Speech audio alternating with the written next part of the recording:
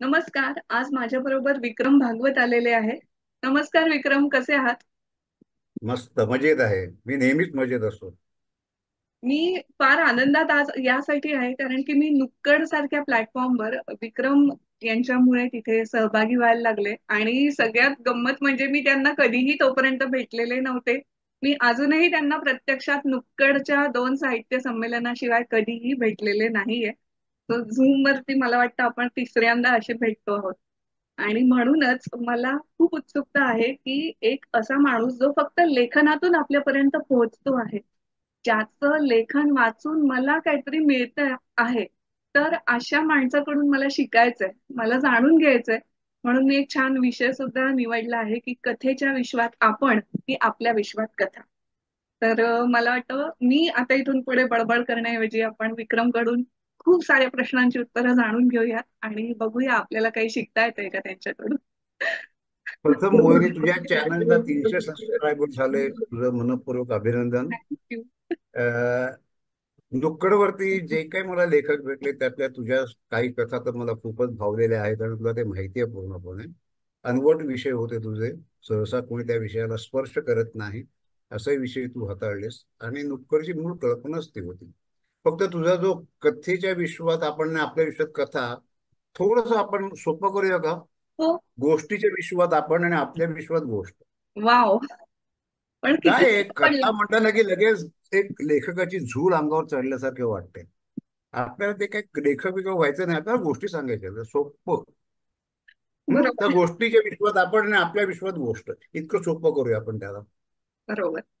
मग पहिला प्रश्न इथेच येतो की आपण हम्म, सगळेजण एका आयुष्यात आपली आपली गोष्ट आणि आपलं आपलं कॅरेक्टर घेऊन येतो असं मला वाटतं. हम्म, हम्म, काही काही हम्म, जणांची कादंबरी पण होते त्याची पुढे त्यांच्या हम्म, हम्म, आयुष्याची. हम्म. तर तुम्हाला काय वाटतं की हे असं आपल्या आतमध्ये ही गोष्ट सतत का नांदतीये आणि सतत आपण तिचा शोध का घेत असतो?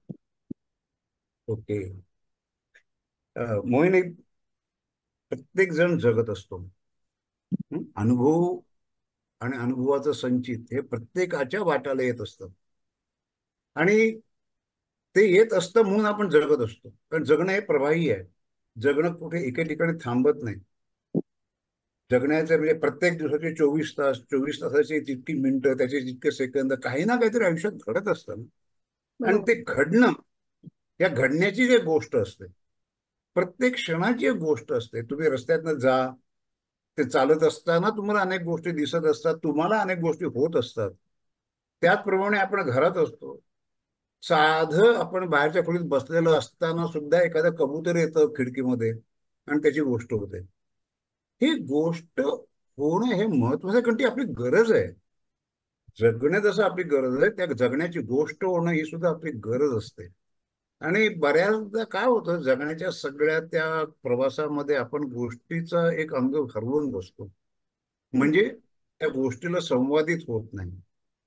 आपली ती सेन्सिटिव्हिटी हळूहळू मोडून जाते, कारण जगण्याचंच ओझं इतकं प्रचंड झालेलं असतं की ती बरोबर. गोष्ट कधी कधी हरवून जाते. मग त्या गोष्टीची कधी कधी कादंबरी न होता कथा होते, कथा न होता लघुकथा होते, कधी लघुकथा पण उरत नाही आणि अलग होते.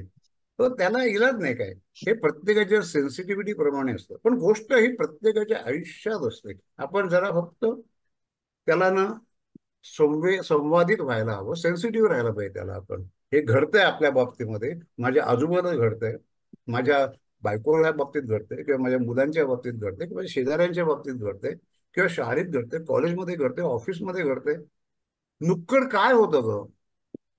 गोष्टी. प्रत्येक माणूस संध्याकाळी चहाच्या टपरीवरती कधी ना कधीतरी जाऊन बसतो, राईट? बरोबर. सकाळी बसेल, संध्याकाळी बसेल, शनिवार रविवार तर बसेलच बसेल. आणि तिथे बसलं की सकाळी ऑफिसमध्ये किंवा संध्याकाळी ऑफिसमध्ये किंवा त्या दिवसात किंवा घरात काय घडलं हे आपण एकमेकांना सांगतो.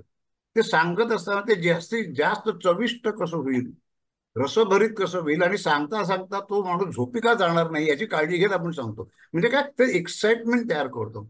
It's right. About excitement. आणि it's about narrating, it's about sharing. आपण ते सगळ्यांकडे वाटून घेतो आयुष्य आपलं. आणि वाटून घेतलं की ते फार मोठी म्हण आहे ना, की दुःख वाटून घेतलं ते निंब्याने होतं. हो. दोघांना वाटलं की तिथे डिवायडेड बाय टू. सुख त्याचा गुणाकार होतो आणि दुःखाचा भागाकार होतो. हे असंच असतं. आणि त्यामुळे गोष्टही असणार, गोष्ट असायलाच हवी. आपण तिला किती सेन्सिटिव्ह आहोत हे आपण तपासून पाहायचं. पण मग तरी सुद्धा एक प्रश्न पुढचा आपोआप येतो की इतकं जर आपल्या आतमध्ये सगळ्यांच्या आहे, काही ना काही प्रत्येकाची एक गोष्ट आहे, मग ती जेव्हा आपण व्यक्त करतो तेव्हा तेवढी सोपी असते, पण लिहिताना फार कठीण जाते. असं का होतं? हम्म. ओके. हा प्रश्न मलाही पडायचा. चांगला प्रश्न आहे आणि बहुतेकांना पडतो की मी का देऊ शकत नाही. हं? माझ्या सुदैवाने मला खूप चांगले साहित्यातले गुरु मिळाले, प्रभाकर पाध्ये. माझ्या आयुष्यातल्या अत्यंत कठीण काळामध्ये ते माझ्या जवळ आले. It was a very difficult time in my life. I was going through a crisis in my personal life. आणि तेव्हा मला कशातच रस उरला नव्हता. मी आय वॉज लिव्हिंग, जगत होतो, पण त्याच्यामधली ऊर्जा संपल्यासारखी मला वाटत होती. काय करायचं या सगळ्याचं, असं सगळं वाटायला आलेलं आहे आपल्या आयुष्यात. आणि मग पाध्ये एकदा म्हणाले, विक्रम तुझा प्रॉब्लेम काय माहिती ना, तुझ्या सगळ्या अनुभवांना मी चिकटलेलं आहे. हे माझं आहे, हम्म. हे मी भोगलेलं आहे, हे मी सोसलेलं आहे, किंवा माझा आनंद आहे. हे मी जोपर्यंत आहे ना, तोपर्यंत तो अनुभव, ती गोष्ट वैश्विक होत नाही. ती माझी वैयक्तिक गोष्ट होती. माझ्या वैयक्तिक गोष्टीमध्ये लोकांना का रस असेल? बरोबर. काहीच रस असायचं कारण नाही. बरं, एखाद्या वेळेला काही क्षण वाटेल, पण नंतर ती गोष्ट जोपर्यंत त्याला त्याची वाटत नाही, इतरांची वाटत नाही, तोपर्यंत तो कशाला त्यात रस घेईल.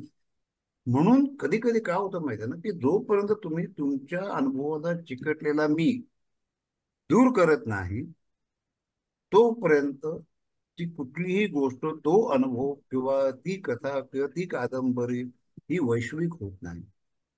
आणि ती वैश्विक होण्यासाठी ही पहिली गोष्ट. आणि मग हे एकदा केलं ना, की तुम्ही त्यातनं मोकळे होता. मग त्याच अनुभवाकडे तुम्ही त्रयस्थ दृष्टीने पाहू लागता.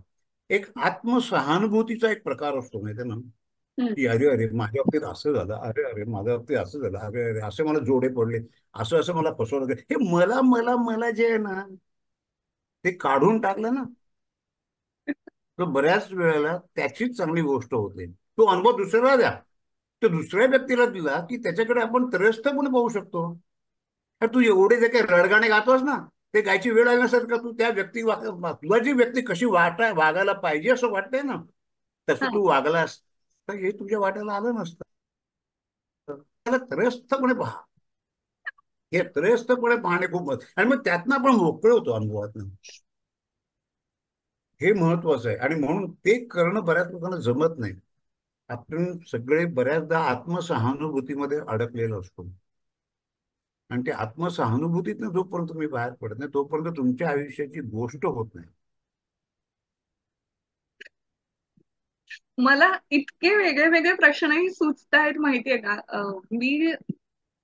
मला असं वाटतं की खूप खूप असं व्हायचं लहानपणी की श्यामची आईपासून आपण वाचायला सुरुवात करतो नाही का, पुस्तकं म्हणा, पहिले लहान बालकथा, अमुक ढमुक.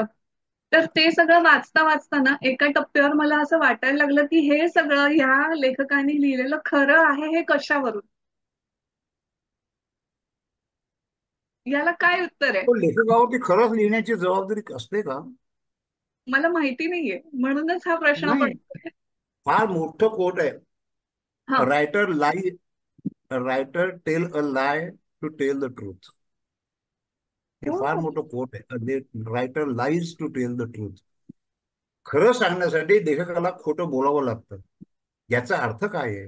हे वरवरचं वाक्य म्हणून घेऊ नको, त्याच्या आतमध्ये खूप गंभीर काहीतरी आहे. हं? जेव्हा बरोबर. तुम्ही अनुभव दुसऱ्या व्यक्तीला देऊन टाकता, तेव्हा कल्पनाशक्ती पणाला लागते. जे तुमच्या आयुष्यात घडलं नाही, ते सुद्धा त्या आयुष्यात त्या व्यक्तीच्या आयुष्यामध्ये घडवायला सुरुवात होते. कारण का? तर ती एक गोष्ट आहे.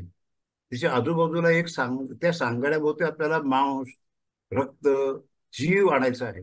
ते तिचं करायचं आहे, आपलं ठेवून, आपलं बाजूला ठेवून. म्हणून मग तिथे थोडस कल्पनाशक्ती येते, ज्याला मी खोटं म्हणतो.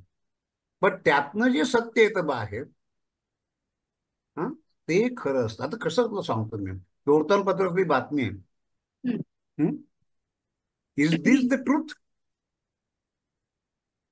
वर्तमानपत्रातली बातमी हे नॉट सत्य ऑल. असतं का? त्या नॉट. सत्य त्या बातमीच्या पलीकडे असतं. बरोबर. हं? बातमी फक्त परिस्थितीचं वर्णन करते. हं? हा. परिस्थितीचं वर्णन करते, पण त्या वर्णाच्या पलीकडे जे असतं ते बातमीत नसतं, कारण ते त्याला माहिती नसतं वार्ताहराला. एखादी गोष्ट का घडली, ते त्याला मी माहिती. नेहमी सांगतो की तुम्ही लिहिताना त्या प्रत्येक वाक्यापुढे का असं एक प्रश्नचिन्ह टाका. का का का हा का मध्ये ना सत्य आहे. तुम्ही हम्म. जेव्हा हा का प्रश्न विचारता प्रत्येक व्यक्तीला, तेव्हा मग त्याच्या पाठीमागचं जे दडलेलं आहे ते ती व्यक्ती तुम्हाला सांगू लागते. माझी खोलीत मी जेव्हा बसतो ना, म्हणजे मला स्वतःला असं वाटतं की माझ्या लिखाणाचा काळ मी न लिहिण्याच्या काळात सर्वात जास्त असतो. जेव्हा मी लिहित नाही तेव्हा मी जास्त लिहित असतो, कारण त्यावेळेला आजूबाजूला माझ्या व्यक्तिरेखा असतात. आता सुद्धा इथे कुठेतरी माझ्या व्यक्तिरेखा आहेत माझ्या अवतीभोवती, आणि त्या ओके. मला गोड करतात. त्या मला सांगतात की हे एक्झॅक्टली असंच आहे आमच्या बाबतीमध्ये. कारण ते माझ्या नाही आहेत, माझ्या आयुष्याचा भाग नाही आहेत त्या, ते आहेत आजूबाजूला. आणि मग मी त्यांच्याशी बोलायला लागतो, त्याला विचारतो, अरे बाबा तू असं का. माझी कुठलीही मी आता कथा फार कमी आहेत माझ्या, त्या मानाने मी इतरांच्या कथा जास्त संपादित करून नुक्कडवरती आणल्या. पण माझ्या कादंबरीमधल्या व्यक्तिरेखा, मला पहिले प्रश्न पडतो की लुप्त मधली साम, तिला मी विचारतो तू अशी का. 1983 मध्ये लुप्त लिहायला मी सुरुवात केली हम्म. आणि 84 मध्ये बंद केली लिखाण. का. का तर मला असं जाणवलं की आपण अजून जगलेलो नाही होत. ही कादंबरी लिहिण्याला आवश्यक आहे तितकं आपण फार उथळ जगलोत अजूनपर्यंत, आपल्याला खूप जगणं आवश्यक आहे अजूनही. मग 1983 नंतर मोहिनी 2012 मध्ये ती कादंबरी पुन्हा सुरू केली. आणि बापरे. तेव्हा मात्र ती कादंबरी सलग लिहून पूर्ण झाली, कारण तोपर्यंत माझ्या जगण्यातनं मला भरूच काही मिळालं होतं. हे जगण्यातनं मिळणं आणि ते त्या व्यक्तिरेखांना देणं हे खूप महत्व. कारण तेव्हा मग मला सामला जेव्हा मी का प्रश्न विचारले की बाबा तू अशी का, किंवा विठूला विचारलं तू बाबा असा का, किंवा जॉनला विचारलं अरे काय तुम्ही असं का चालतो, तर प्रत्येक जण माझ्याशी बोलायला लागले की बाबा मी हा असा आहे कारण माझ्यामध्ये हे हे हे हे असं आयुष्य माझं आहे. किंवा साम म्हणाली अरे तूच तर मला निर्माण केलंस, पण तुला माहित नाही माझ्या आयुष्यात हे हे सगळं घडलेलं आहे. हे जेव्हा ते बोलायला लागतात व्यक्तिरेखा, तेव्हा तुमची कथा सजीव होऊ लागते. कथा सजीव होणं खूप महत्वाचं असतं. कुठली तू कादंबरी लिही, तू कथा लिही, तू 2 ओळीची कथा लिहिलीस तरी ती सजीव होणं आवश्यक आहे. तिच्यात जीव असायला पाहिजे. आणि तो जीव कधी येतो, जेव्हा ती व्यक्तिरेखा किंवा ती घटना तुमच्याशी संवादित होते, बोलते. आपण अनेक गोष्टी पाहतो. हं? मी नेहमी माझ्या वर्कशॉपमध्ये एक सांगतो की इथे येताना तुम्ही रस्त्यात पहिली कुठलीही एक गोष्ट मला सांगा जी तुमच्या डोळ्यात ठसलेली आहे, कुठली तुम्हाला असं वाटेल की अतिशय नगण्य आहे, आणि हा. आपण बघूया तिच्यात आपल्याला कथा सापडते का. हम्म. किती आणि इंटरेस्टिंग. असते तिच्यात असते कथा. हा सगळ्यांचा अनुभव आहे वर्कशॉपमध्ये. गोष्ट ही त्याच्यातनं येते, आणि मग गोष्टीवरती जेव्हा संस्कार करायची वेळ येते, मग त्याच्यावरती कथेचे संस्कार होण्यासाठी आपला खूप अभ्यास करावा लागतो, खूप अभ्यास असायला पाहिजे. तर मग तिची गोष्ट होते. एक उदाहरण देतो मी तुला, हो. चेकॉवची एक गोष्ट आहे. हा. हं?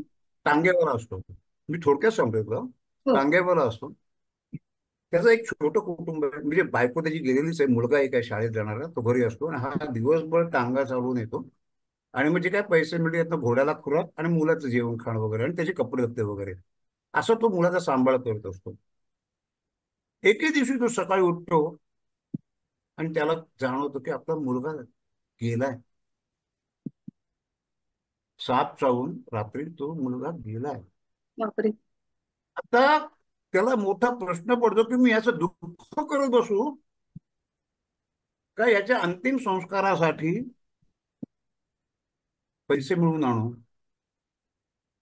त्याच्या पुढे बाप. पर्याय नसतो की आता टांगा बाहेर काढायचा, स्टेशनवर जायचं, तिथून गिराकं घेऊन दिवसभर टांगा चालवायचा, पैसे मिळवायचे, तरच रात्री येऊन मुलाचा अंतिम संस्कार होईल. तो घोडा करतो, बाहेर पडतो, त्याला गिरायक मिळतं. त्या प्रत्येक गिरायकाला त्याला सांगायचं, अरे तुला कळलं का रे माझा मुलगा गेला आज. पण कुठल्याही गिऱ्हाईकाला वेळ नाहीये त्याच्याकडनं ऐकायचं, कारण तो त्याच्या आयुष्यात एवढा रमलेला आहे, त्याच्या समस्येमध्ये इतका रमलेला आहे, त्याच्या दुःखात इतका रमलेला आहे, की त्याच्या आनंदात इतका रमलेला आहे, त्याच्या आयुष्यात इतका रमलेला आहे, की दुसऱ्याचं आयुष्य त्याच्याकरता महत्वाचं उरलेलं नाहीये. संध्याकाळपर्यंत त्याला एकही व्यक्ती मिळत नाही की ज्याला तो सांगू शकेल की अरे तुम्हाला कळलं का माझा मुलगा गेला आज सकाळी रे. तो शेवटी घरी येतो, तबेल्यात घोड्याला बांधतो, त्याच्या पायांपाशी बसतो आणि त्याला सांगतो अरे तुला कळलं का रे, आज माझा मुलगा गेला. आणि तो ह्याला मी कथा म्हणतो. ही चेकावची कथा. आणि चेकाव मोठा का, त्याची कारणं सगळी या कथेमध्ये आहेत.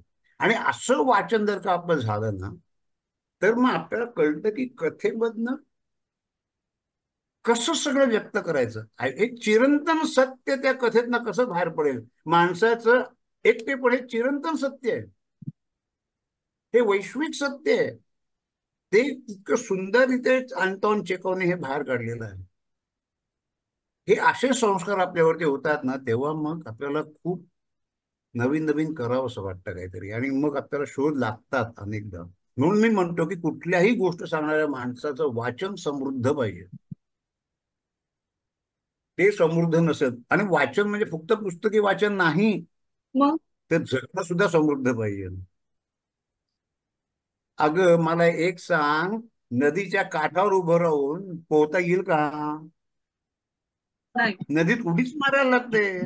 अनुभवांपासून पारखे झाला तर गोष्ट येईल कुठून? अनुभव घ्यायलाच लागतात, माणसं जोडायला लागतात, माणसं भोगायला लागतात, तरच गोष्ट येते. माणसं भोगायला लागतात, हे किती मोलाचं बोलताय काका तुम्ही. आहे पण ते भोगायलाच लागतात. पण एवढं सगळं करून, म्हणजे समजा एखाद्याचं जगणं आहे तितकं, अनुभव समृद्ध आहे, सगळं आहे, तरी सुद्धा त्याला शब्दातून व्यक्त होणं अवघड का जातं? म्हणजे तिथे भाषा रियाज, महत्वाची येते की? रियाज, रियाज. ते कसं असतं तुला सांगतो मी. मला पण काय, आम्ही लहानपणी चित्रपट पाहायला जायचो, तेव्हा काही इतकं कळायचं नाही, पण अगदी म्हणजे कुठेतरी घोडे बिडे असायची तर म्हणून आम्ही ते घरी येऊन ना त्याचं वर्णन करायचो. हा. आणि मग त्या टापांचा आवाज तगडक तगडक तगडक असा आवाज काढायचो. हा. असा टापांचा आवाज असतो का? तुम्ही नाही. पण आमच्याकडे ते धारिष्ट्य होतं सांगायचं. हे असं होतं बाबा, मला हे असं जाणवलं. न घाबरता आपल्याला जे वाटतं ते व्यक्त करा. तू जी पहिली कथा मला पाठवलीस मुलीने, तिने तुझ्याकडे माझं लक्ष आकृष्ट झालं. ती कथा तुला माहितीये, स्त्रीच्या हस्तमैथुनावरती होती. हो. आणि ती कथा लिहिताना तू एवढा प्रगल्भता दाखवली होतीस की मला वाटलं की दिस इज इट. कारण हे काय असं बघू, तू त्याला घाबरली असतीस, हे कसं काय पाठवू विकरू काकांना, किंवा हे काय असं कसं आहे. नाही, हे जगणं आहे. बरोबर ही आहे. जगण्यात व्यामिश्रता आहे, जगण्यातलं वास्तव आहे, ते तुम्ही कुठे नाकारताय. पदराआड तोंड झाकून जगता येत नाही. त्यामुळे हे आपण जगतोय हे जगणं व्यक्त करायचं, बोलायचं. तिथे काय लोक हसले तर हसू द्यायचं, कोणी टीका केली तर टीका करू द्यायची. माझ्यावरती टीका करायला भरपूर स्कोप असतो माझ्या लिखाणामध्ये. मध्यंतरी मी पुट्टा फेसबुकवरती पोस्ट करत होतो. एक सज्जन म्हणाले तुम्ही पोस्ट, हे असं तुम्ही फेसबुकवरती पोस्ट करता, वाचू नका. कोणी तुमच्यावरती लादलंय का माझ्या फेसबुकवरती येऊन वाचा आहे म्हणून? नाही. पण माझ्या व्यक्तिरेखा या असं जगतात. आणि त्याच्यानंतर असं आलं की ज्या गोष्टी, ज्या पार्टवरती ऑब्जेक्शन होतं त्याच्यावरती डॉक्टर सुब्रमण्यम, ठाण्याच्या प्रचंड मोठ्या मानसशास्त्रज्ञ, आणि डॉक्टर स्वाती धर्माधिकारी यांनी दोघींनी तो पौगंडावस्थेतली अभिव्यक्ती उचलून धरली. हे असंच होत असतं. आता मी काय सायकॅट्रिस्ट नाही आहे, पण मी सजगतेने जगलेलो आहे. बरोबर. हे मांडताना घाबरायचं नाही. आपण काय होतं माहितीये का, प्रत्येक वेळेला मी असं लिहिलं तर मग माझ्या आजोबाचे काय म्हणेल, सर्वात मुख्य म्हणजे माझी बायको काय म्हणेल, किंवा माझी आई काय म्हणेल, कधी हे वाटतं त्यांना काय वाटेल. तुझ्या लिखाणाचा आणि त्यांचा संबंध काय? माझ्या लिखाणावरती कोणीही अतिक्रमण करू शकत नाही आणि करू देत नाही. म्हणजे माझं बायको माझं फारसं वाचत नाही, तो भाग वेगळा. ते हो तिचं स्वातंत्र्य आहे. ते तिचं स्वातंत्र्य आहे. माझी मुलं सुद्धा मी लिहिलेलं फारसं वाचत नाही. लुप्त बनवतं मुलांनी वाचले, अदरवाईज फारसं काही कोणी वाचत नाही. That is that freedom. पण म्हणून काय मी बोलायचं नाही? माझे वाचक आहेत, भरपूर वाचक आहेत. किंडलवरती आतापर्यंत 5.5 लाख पानं वाचली गेलेली आहेत माझी. हो ते माझे वाचक आहेत, त्यांच्याकरता हो मी लिहितो.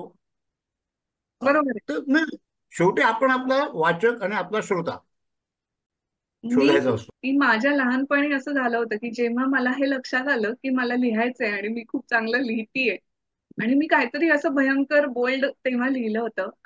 लोक शब्दात अडकवतात आणि तुम्ही स्वतःच ते लिहिलंय, मग तुमचं असं काय म्हणणं आहे, असे अनेक त्याच्यावर अ, चर्चा महासत्र झाली. आणि मग मला ते कबूल करावं लागलं की ते मी असंच काहीतरी लिहिलं होतं, जे की ऍक्च्युली खरं लिहिलं होतं.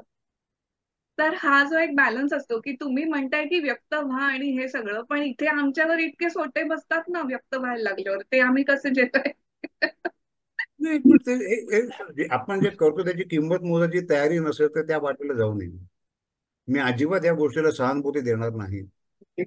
आपण जे आयुष्यात करतो आहोत त्याची किंमत मोजायची तयारी पाहिजे आणि ती वसूल केली जाते. हो तुम्ही ते नाही केलं तर ती किंमत तुम्ही मोजता, आणि तुम्ही केलं तरी त्याची किंमत तुम्हीच मोजता. आता कुठली किंमत मोजायची आपण ठरवायचं. माझ्या समाधानाची किंमत मी चुकवीन, माझ्या असमाधानाची किंमत मी नाही चुकवणार. मला समाधान आहे मी व्यक्त केल्यामुळे, मग त्याच्यासाठी समाज जी मागेल ती किंमत मी मोजेन. तस्लिमा नसरीने नाही केलं एकटेपणा सहन. ती पण स्त्रीच होती ना. बरोबर.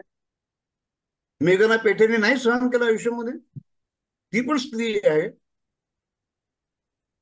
अनेक अशा लेखिका आहेत की ज्यांनी आपल्या लिखाणाची किंमत मोजलेली आहे.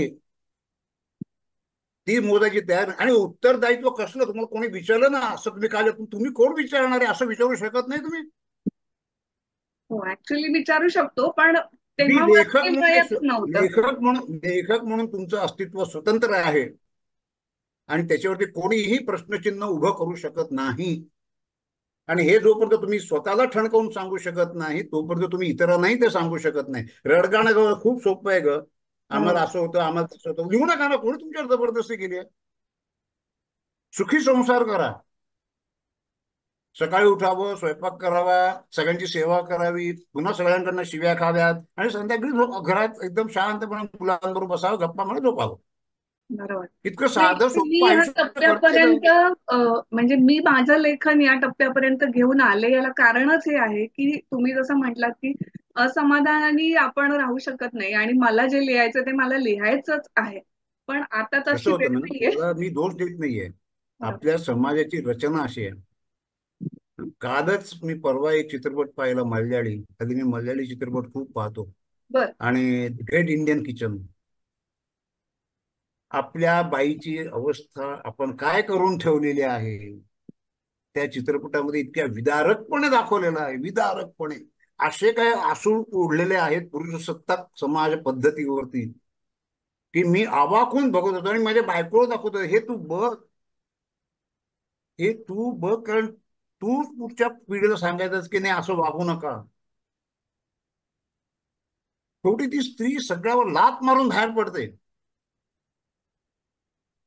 हे हे कधी ना कधीतरी आपल्या समाजात, प्रत्येक वेळेला संसार मोडायची गरज नसते, पण आपलं अस्तित्व ठामपणे समोरच्याला दाखवणं आणि त्यांनी ते आदराने स्वीकारणं, याच्यातच गंमत आहे.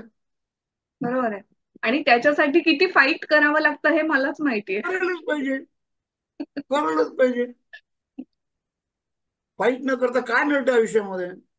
अरे जन्माला मूल येत नाही किंचाळल्याशिवाय आणि आईला त्रास दिल्याशिवाय. मग ते नैसर्गिक आहे. तुम्हाला जर का कुठलीही गोष्ट इतकी सुद्धा बदलायची असेल ना तर तुम्हाला विरोध हा होणारच आहे. विरोध होणारच, प्रत्येक बदलाला विरोध होणार.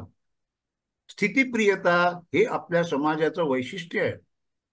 आजचा दिवस उद्याचा दिवस आजच्या सारखाच उगू द्या, उद्याचं जगणं आजच्या सारखंच असू द्या, कुठल्याही प्रकारचं आश्चर्य नको, खास खळगे नको. असं असेल तरच आपण सुखाने राहू शकतो. असे समाज आहे सगळ्यांचा. तर त्याच्या अशा परिस्थितीमध्ये त्रास होणार, व्हायलाच पाहिजे. त्याशिवाय तुमच्या निर्मितीला मजा कशी? मला आनंद आहे निर्मिती की ही आपण अस्वस्थ विरोधात्मक. असतो आतून आणि आपण लीट असतो. मला यात समाधान अस्वस्थता ही लिखाणाची मूळ गरज आहे. मी सगळ्यांना सांगतो, तुमची करमणूक करणं ही माझी जबाबदारी नाहीये. बरोबर. माझ्या लिखाणाने जर का तुमची झोप उडाली तर मला बरं वाटेल.